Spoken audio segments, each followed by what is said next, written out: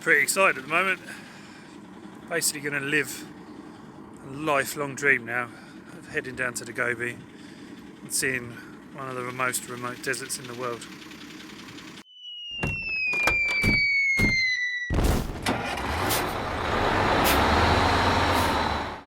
So we've just popped into the Mongolian immigration agency in Ulaanbaatar to register our visas. While we were there, we decided we were going to try and extend it on the grounds that we really wanted to see lots of Mongolia, was what we told them, and that are 60 days in Mongolia.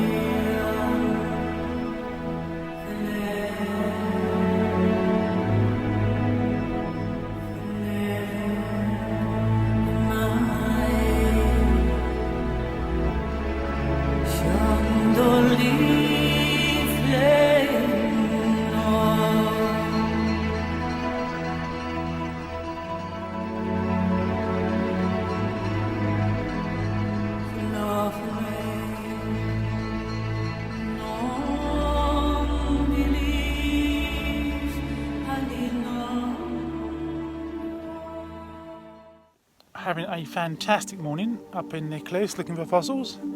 No luck yet, but look at the scenery. The sun's shining. Can't really feel the cold in the sun. It's blissfully quiet. You can't hear anything. Nothing at all. It's just silent.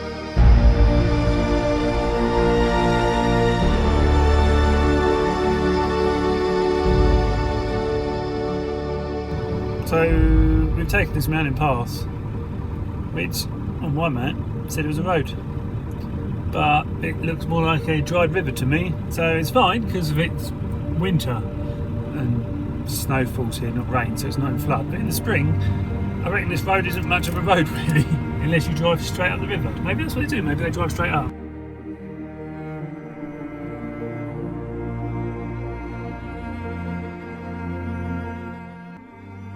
So here we are, day 26 in Mongolia, 1,000 miles in, and we are in an area called Baying, I think, at the Nuru Petroglyphs, which are all over these rocks behind us here.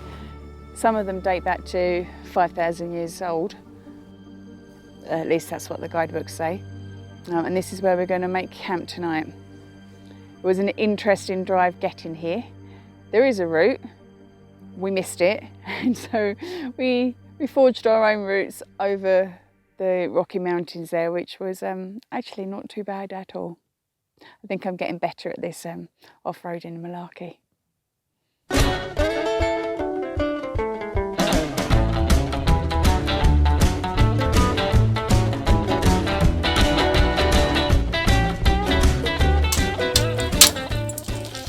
So I've driven on the river, as you do.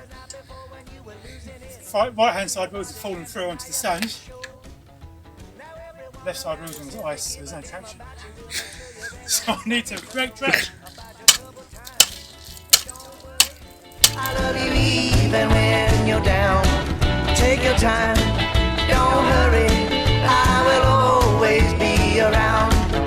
You rolled out of bed with a ton on your mind and no place for you to go unloaded. So instead you're gonna spread out the time it takes for everyone to know about your troubled times. Don't worry, I love you even when you're down. So we're at the water house, and this is completely different to filling up from a lake or a river, obviously.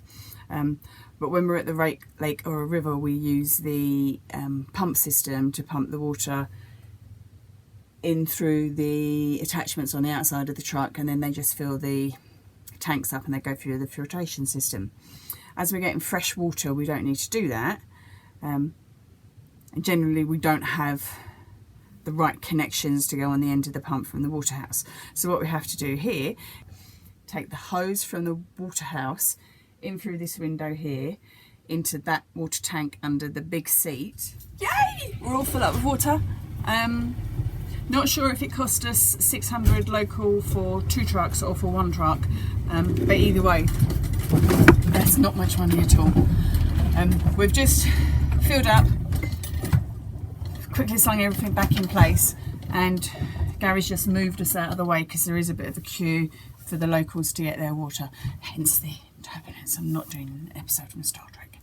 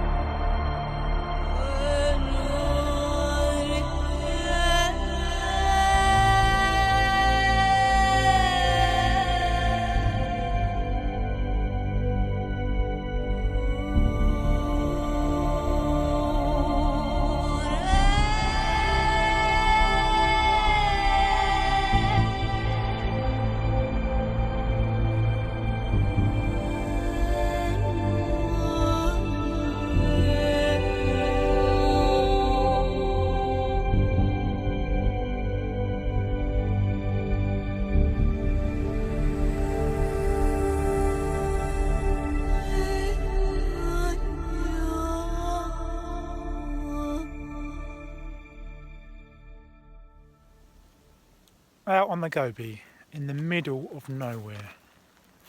Just look around you. Got mountains all around. You can't really see them in the distance. Sun setting, got moon rising. Puddles of Matilda, just chilling for the night.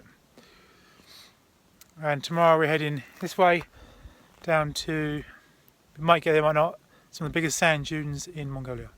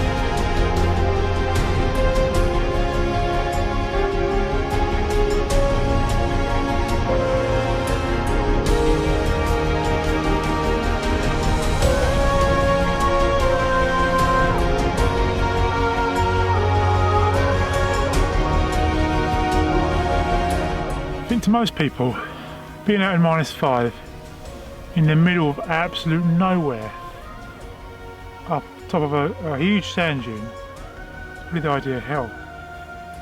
But to me, it's Christmas every day.